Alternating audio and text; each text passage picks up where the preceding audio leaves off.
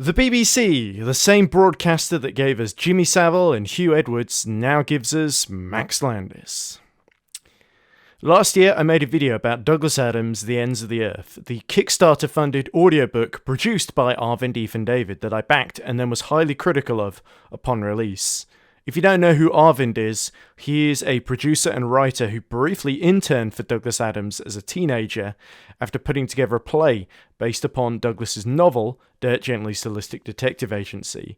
He now basically owns the rights to adapt pretty much all of Douglas's novels, and he wrote and produced the recent Hitchhiker's Guide to Galaxy live experience in London, which had a mixed reception, to say the least.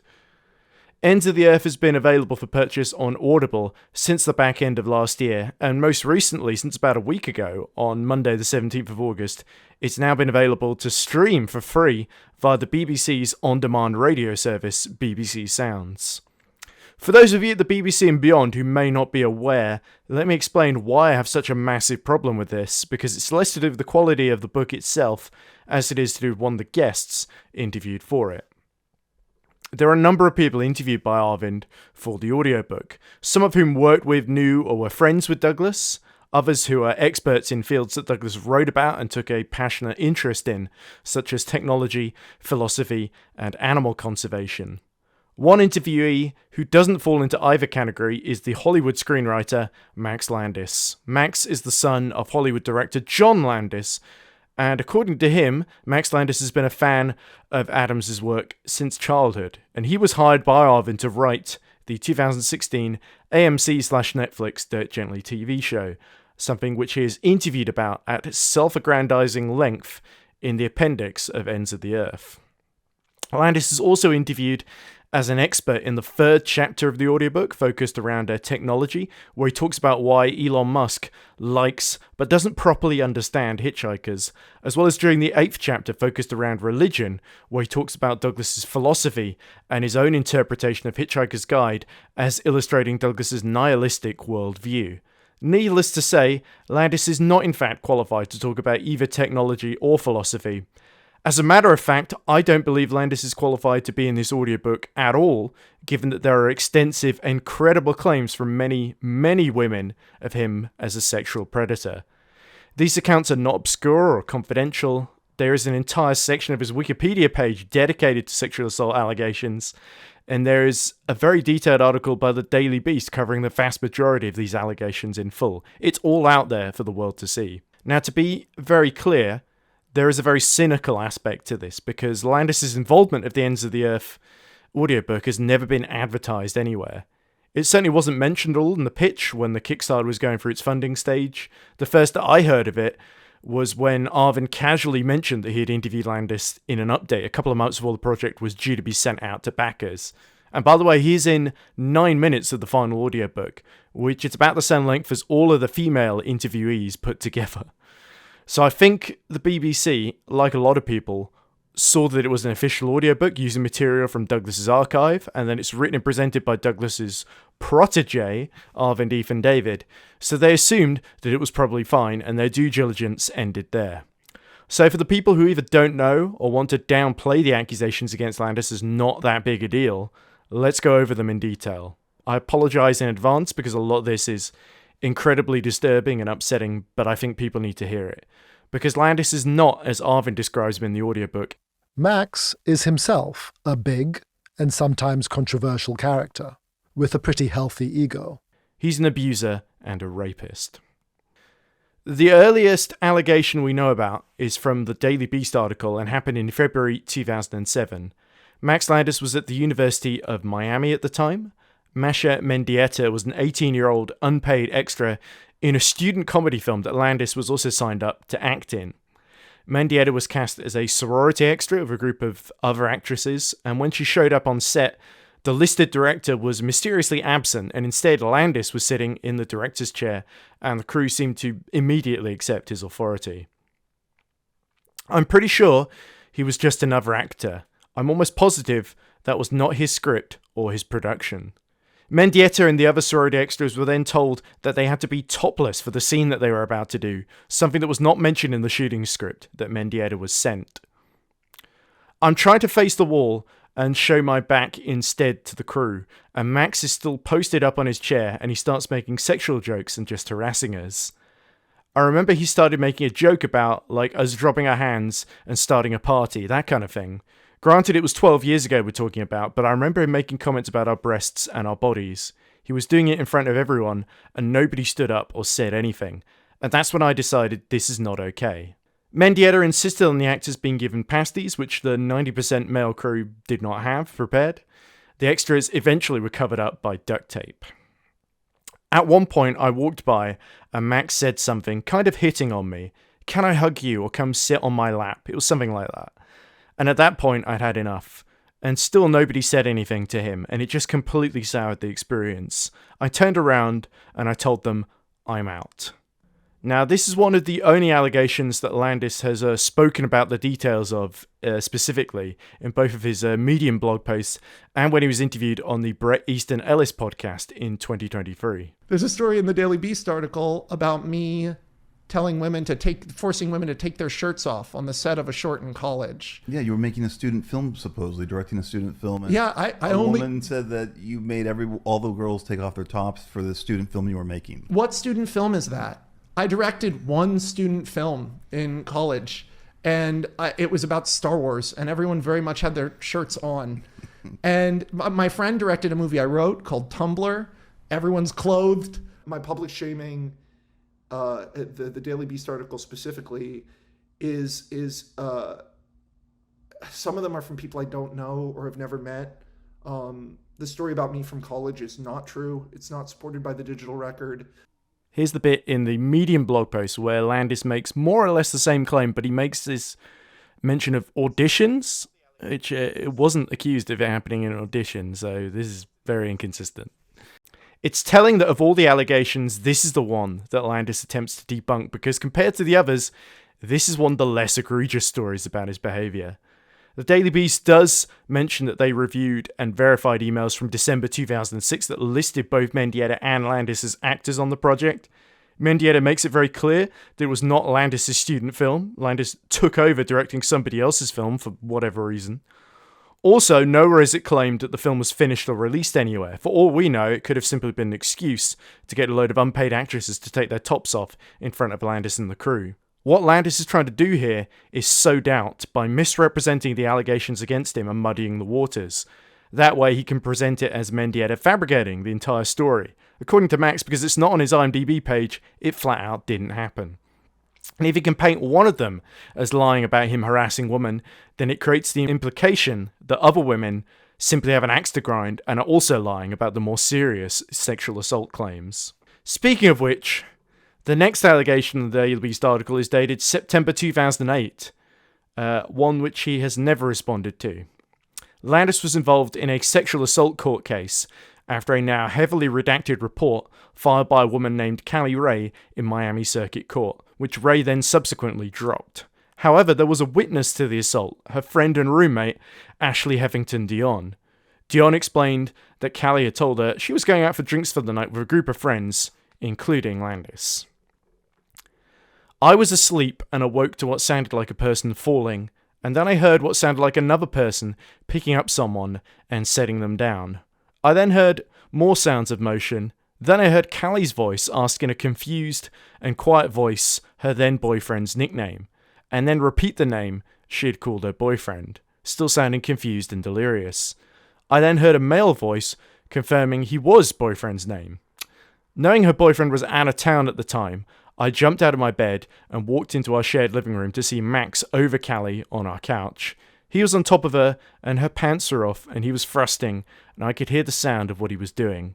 I yelled, "You need to leave right now." He got up, quickly pulling his pants up, and I physically rushed him, aggressively demanding he leave. Standing now in the carport, I yelled at him that what he was doing was wrong, and it was not okay, and that he needed to leave right now. He started to get highly emotional and was crying, saying he knew it was wrong and he was so sorry. It seemed as though he was hoping to be comforted in that moment. I went back inside to check on my friend. She was crying and confused and in and out of consciousness. She could not remember much but woke up the following morning feeling physically ill and profoundly sad, Dion wrote. She recalled she had been out having drinks with a group of friends that included Max. She could remember being out drinking, but couldn't remember much more than that. I told Callie what I witnessed and that I thought it was a serious violation to her and a crime. After talking for it, we decided to go to the police station to file the report that morning. I drove her to the station and we both gave a statement and filed a police report. Not long afterwards, Callie Ray, her mother, and Dion went to the courthouse for a hearing, where they were confronted in the waiting room by Landis's attorney. She began speaking, and her tone was condescending and aggressive, asking if Callie understood what the process would be like. She indicated it would be long, and she would have to talk about the assault over and over. The attorney came off patronizing, as she said things like, "I will make you look like an idiot," and "This is not going to be easy on you." The attorney said she was going to make a fool of Callie, talking about how much she drinks and talking about the nature of her relationship to Max. She then asked again if this is how Callie wanted to handle this issue. I could feel that Callie was overwhelmed. Callie sat there, tears running down her face, holding hands with her mother and me. Callie said she did not want to go through with this process. "I think if I had not been home to hear Max violate my friend, she would not have known what happened to her," Dion concluded. "I had hoped that us confronting him would mean that he would not do it again." She had always characterized and viewed their relationship to be platonic, and regardless, what I saw was no grey area. My friend was not in a conscious state, and he lied to her by implying he was her boyfriend. This was rape.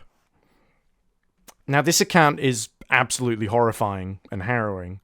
But before we move on, I think it's worth addressing something. Because one of the arguments you sometimes hear from people who support Max Landis is, "Oh, well, nobody prosecuted him, so he can't have done anything that bad." And this is an example of how Max Landis and his family, because remember, his dad is John Landis, and Max has access to some very powerful legal representation, could suppress and use fear and intimidation to silence victims for so long. That's why it took over a decade for a lot of this to come out into the public domain. The next allegation is an anonymous one, and it comes from a Medium blog post by an anonymous woman posting under the name Color Society Reject, as the Color Society was the name of Landis's clique in Los Angeles, often compared to a cult. This woman described being friends with Landis for 7 years. A few years into their relationship, though, in June 2012, they went on a trip together to Hicksville Trailer Park in Joshua Tree, California, which she intended to be platonic and not at all romantic in nature. She admitted that she drank a lot more than usual and had also been given mushrooms by Landis, which had worn off hours before, so she was intoxicated, but not so much that she couldn't remember the details of what happened. "I started feeling dizzy and decided to lie down. I accidentally caught sight of him changing out of his bathing suit, and he told me later that I had laughed flirtatiously. Taking that as an invitation, he ran over to me and grabbed me. I wormed out of his arms and ran away, thinking at first that he was just playing around. He grabbed me and pushed me down onto the bed with his knees holding my thighs apart and his hands holding down my arms so that I couldn't get away. I could feel his erection pressing into me through my clothes, and he was pulling up my skirt. He kept trying to kiss me as I was turning my head from side to side, trying to dodge him. I kept saying no. Specifically, I stated the following: 'This is a really bad idea. Stop. Please, no. This is a really bad idea. No. Stop.' Repeated a dozen or so times. I soon realized I was fighting a losing battle, so I went limp and pretended to pass out. He got off me and rolled over, and then he fell asleep spooning me. I laid there all night wide awake, but trying not to move, holding my breath, trying to understand what had just happened, and trying to figure out what I was going to do when morning came and I had to sit next to him when he drove the 100 miles home. I felt terrified and nauseous from the adrenaline." The post also has screenshots of a Facebook Messenger conversation on the 10th of June 2012 between herself and Landis, in which it first tries to downplay what he did as drunkenly making half a move on her, and gives a very half-hearted and gross apology. Landis gaslit this woman, making her feel that she had overreacted and misinterpreted his intentions, and also made her question if she had really even been raped or not. After that, we have another allegation from the Daily Beast article from Tasha Goldthwait. Goldthwait was working as the set costumer on Landis's screenwriting and directorial film debut, the rom-com Me, Him, Her, released in 2015 but filmed during the summer of 2013. Goldthwait was in her mid-20s, not very experienced in the role, and was working on a dirt cheap rate. He would talk about his penis all the time to me, brag about the size of it. On set, he would touch me all the time. He would pick me up and turn me upside down and carry me around set. My shirt would come above my face and I'd be exposed. At one point, we were on set with people around, and he pushed me down and got on top of me on a bed.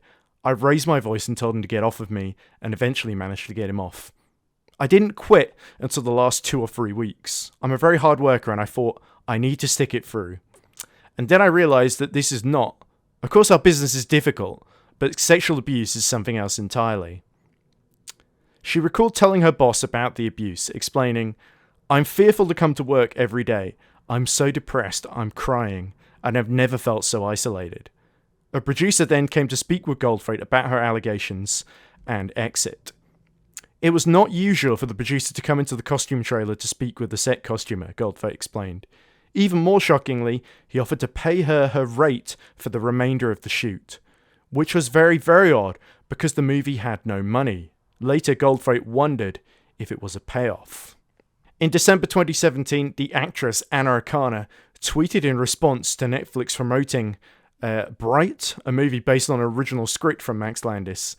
She said, written by a psychopath who sexually abused and assaults women, right? Cool.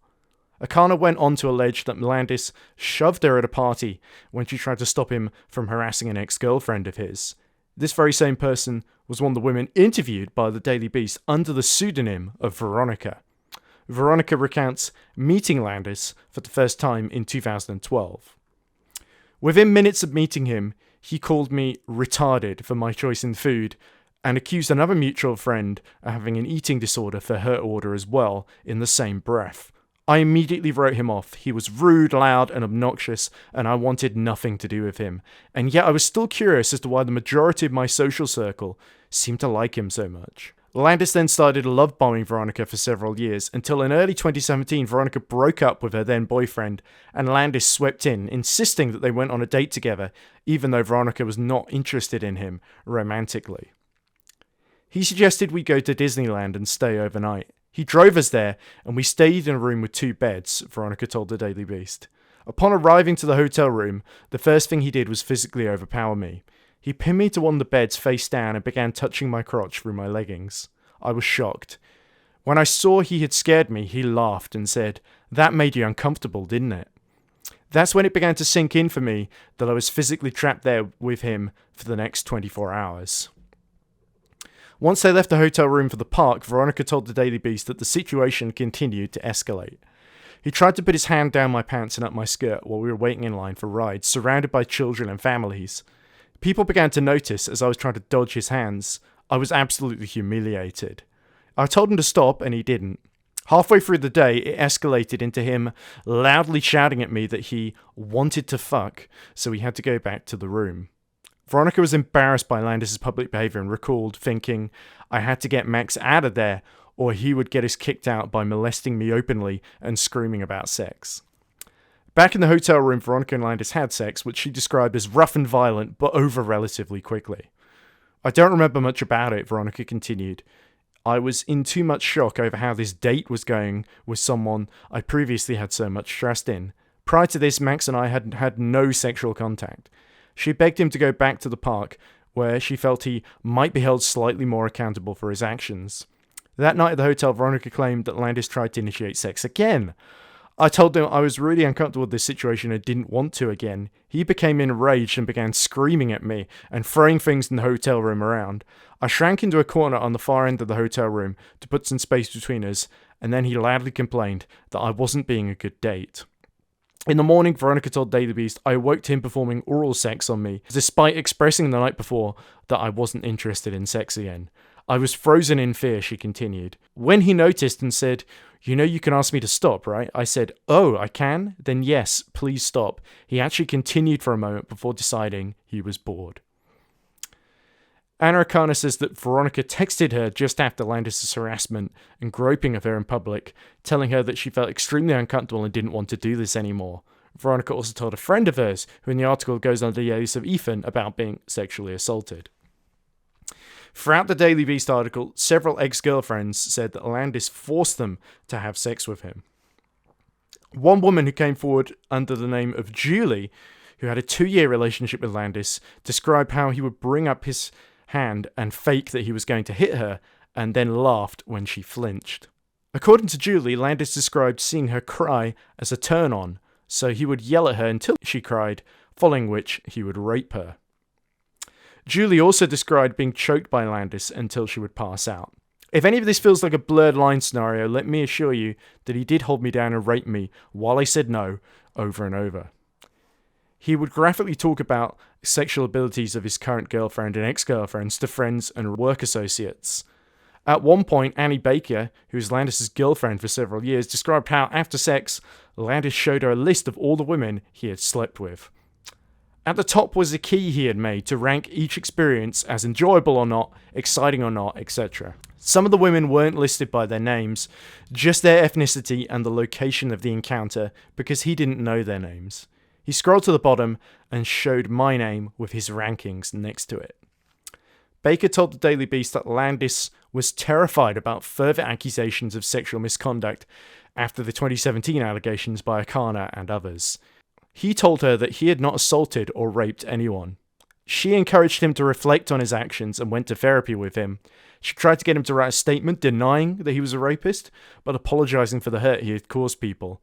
She broke up with Landis when the Color Society rejected Medium article contradicted the version of events that Landis had told her about the trip to Joshua Tree.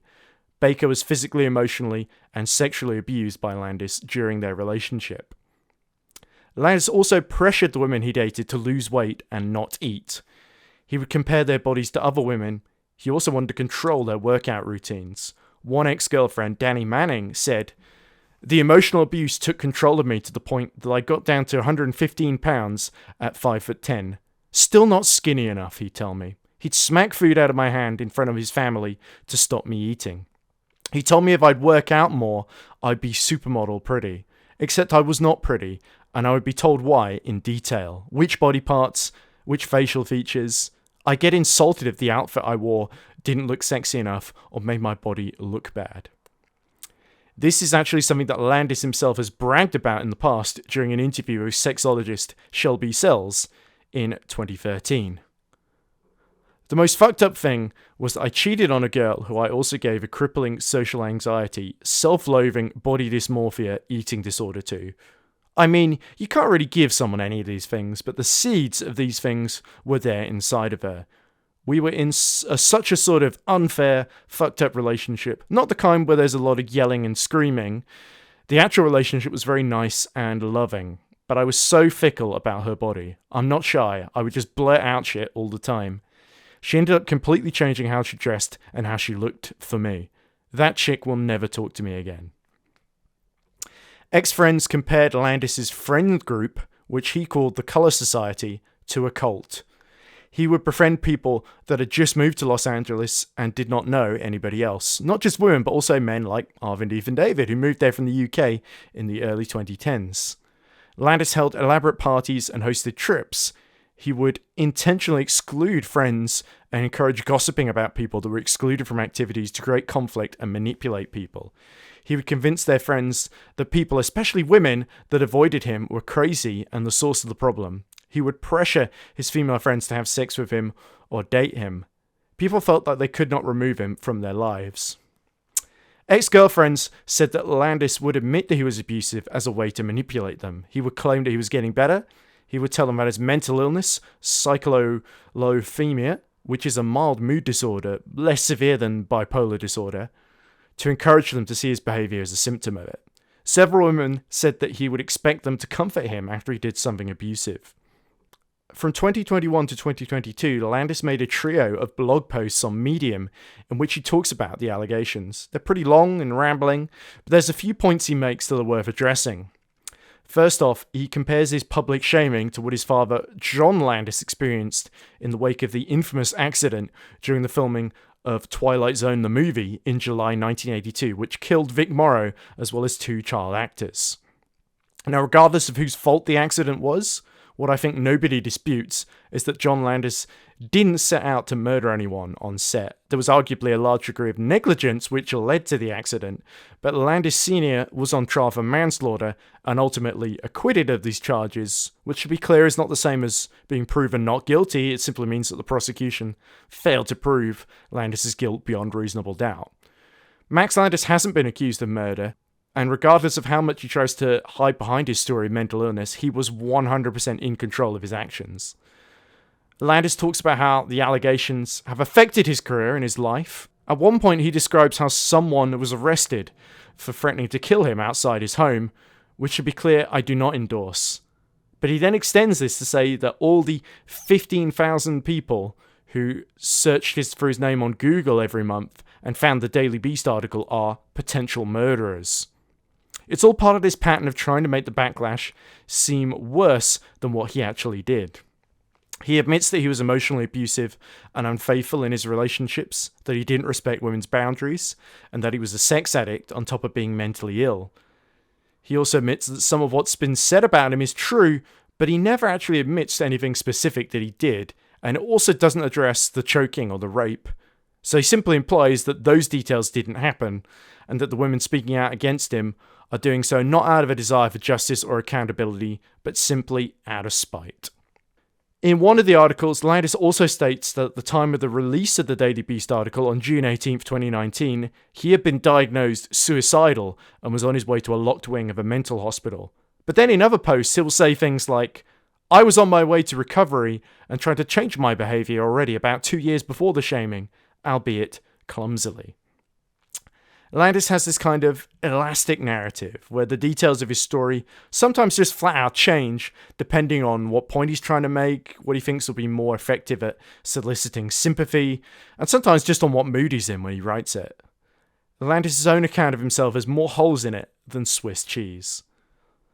Finally, let's talk about the 2016 Dirt Gently TV show, since Landis gets to talk at length about adapting it in the Ends of the Earth audiobook. Remember that quote from Landis, by the way, as Dirt Gently was made during that 2-year period in which Landis claims he was attempting to rectify and change his toxic behaviour. One of the breakout characters in the 2016 Dirt Gently show was Bart, played by Fiona Dourif. Bart was the character that it took the longest to cast. Originally it was written to be a male part, but then they changed it to a female role and auditioned over 100 actresses. Ultimately, it came down to screen tests between 2 actresses for Bart, Fiona and an unnamed black actress from South Africa. Also keep in mind that Dirk and Todd had already been cast as Sam Barnett and Elijah Wood, respectively, at this point. And Bart's stated mission in the first season is to find out who Dirk is and to kill him. Umfo Kawaho, who had already been cast as Bart's kidnapping victim / assistant Ken, was flown out to Reed against both of them. Ultimately, Landis had the final say as the showrunner and went for Fiona for the part. And he then attempted to justify this decision to Umfo, saying, and I quote, "Let's not make this blacks versus whites." Spoilers, by the way, Bart doesn't end up killing Dirk. In fact, arguably one of her roles in the show is to actually help protect Dirk by taking out people trying to kill him. It comes off way more as Landis would just rather have cast a white actress in the part, and is trying to sort of hide behind this black versus whites thing to justify that. But you know what? Maybe that South African actress dodged the bullet, because when the Daily Beast article came out in 2019, we got this response from Fiona on Instagram, which she has since deleted.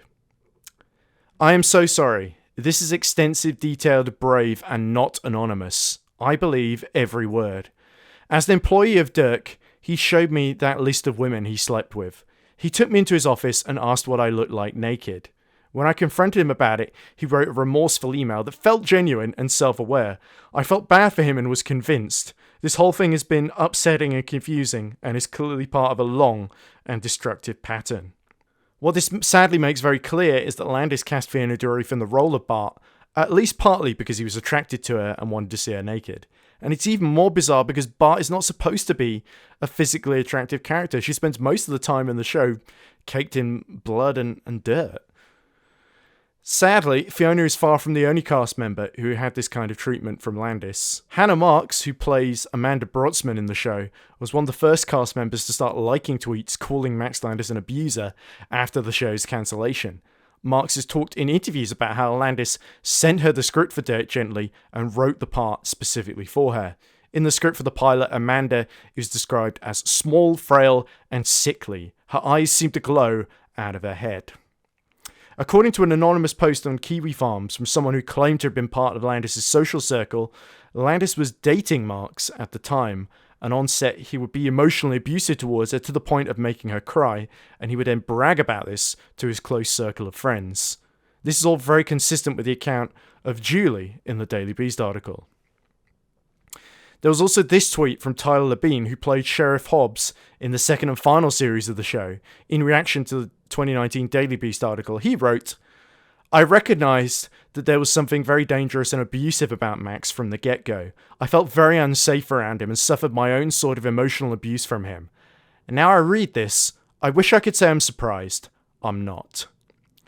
There was also a podcast interview with Labine in 2018, not long after the show was cancelled, where he didn't name Landis because it was pre the big 2019 allegations, but he described... It was one of those shows where I was like, everyone was rad, like Elijah's rad, and Sam's rad, and Jade, and Fiona, and all the whole cast, and I knew a bunch of them, and but the working environment had some toxic elements to it. Yeah. We were all having a good time, and then there were sort of creative elements at play that were Like at studio network level kind of thing, or no, yeah, I don't want to get too specific about it. Yeah. It was just there were things on set that made everybody kind of uncomfortable, and there was like big blowout arguments in front of everybody. Yeah, not big blowout arguments, but lots of like game playing and weird sort of like you think this psychological led to sort of cancellation. Think that's what led to that? I think so, maybe a little bit, but that's total speculation. Yeah, I don't sure. know.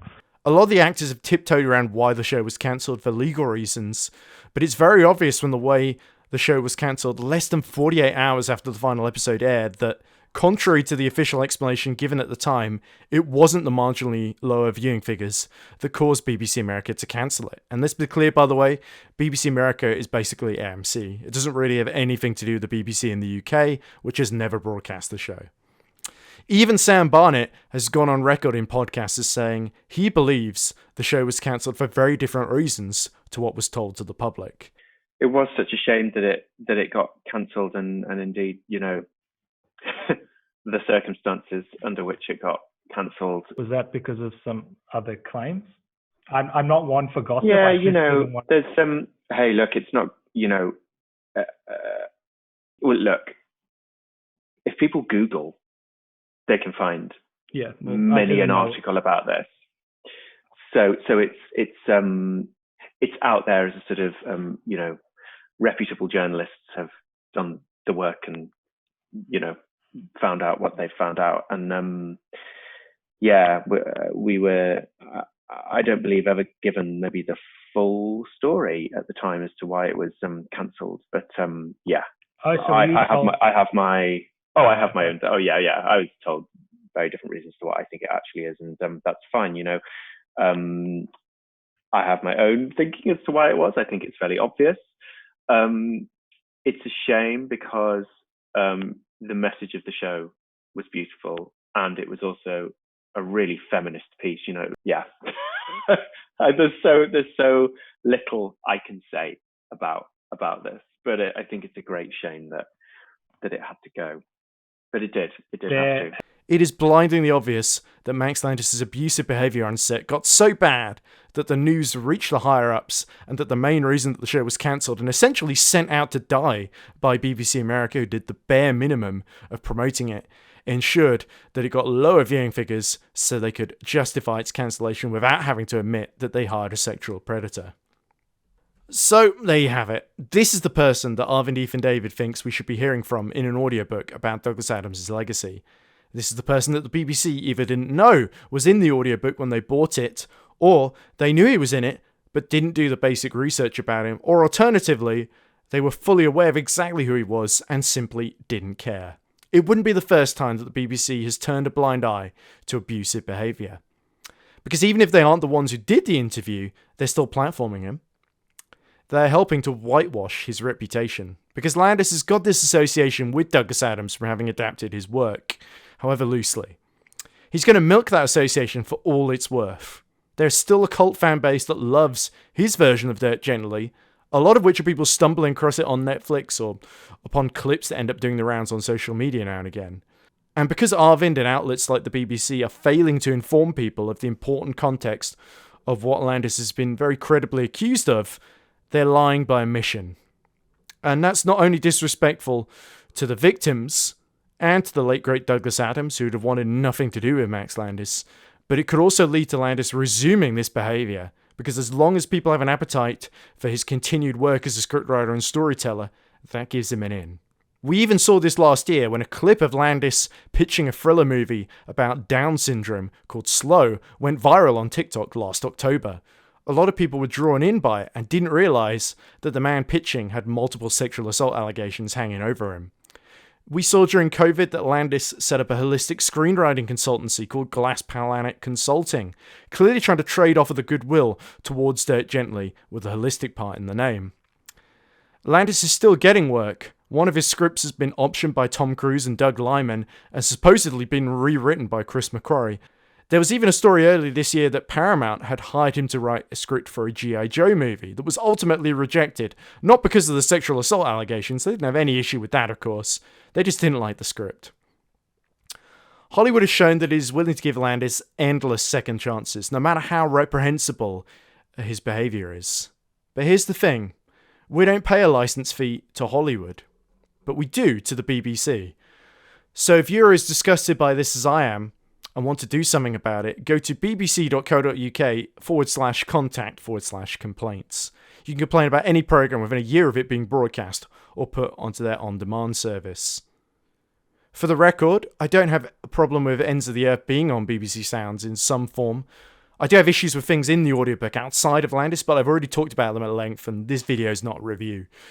I think the solution is either to preface all the chapters with Landis in them with the context of him being a sexual assaulter, which I do not expect to happen, or quite simply, edit him out of the project entirely. You'd only have to edit out just under 10 minutes of the audiobook, and you wouldn't lose anything of value, in my opinion. I hope the BBC does the right thing, I really do. But more than likely, they will take the Max Landis approach and ignore criticism and just wait for the whole thing to blow over.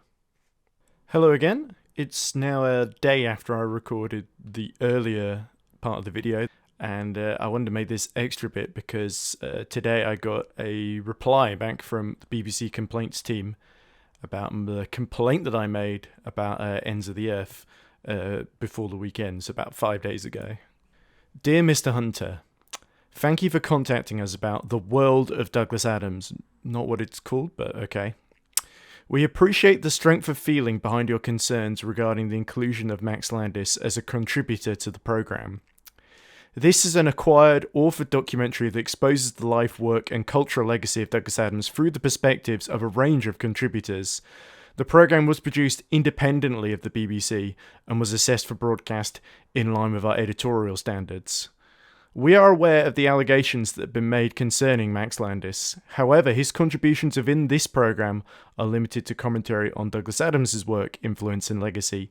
The programme does not address, endorse or comment on allegations relating to Landis, nor does it present him as an authority on matters unrelated to the subject of the documentary.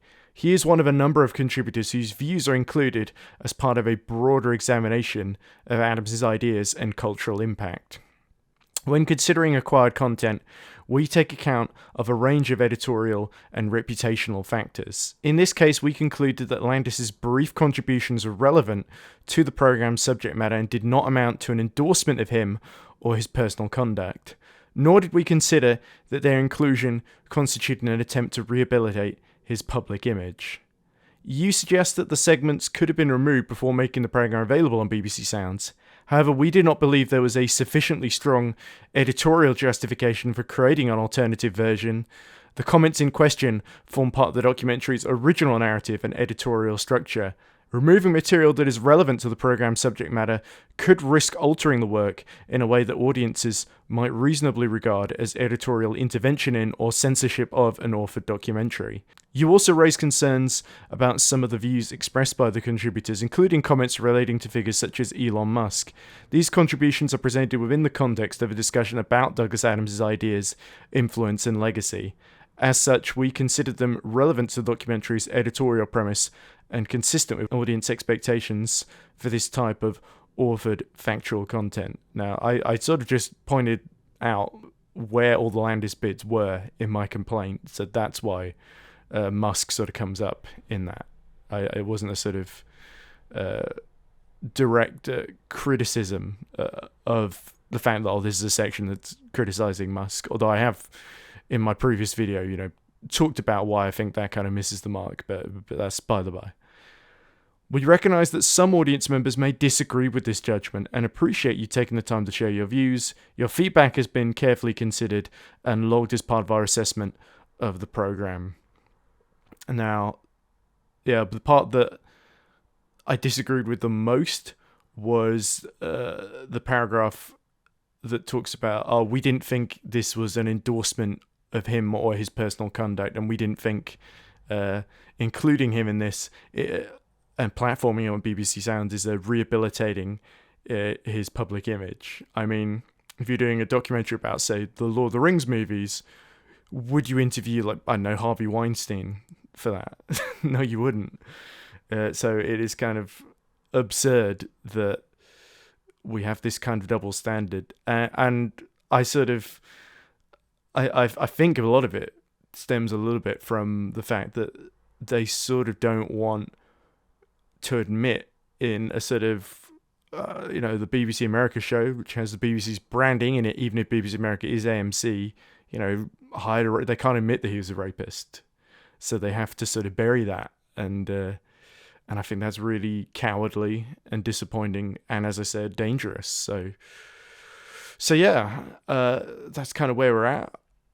I hope other people complain about it, but maybe I'm the only one, in which case, fair enough. But yeah, it's just really disappointing, and it's Douglas Adams fandom heading down a very dark path that Arvind is leading us down, and I do hope there's light at the end of the tunnel here, but somehow I doubt it.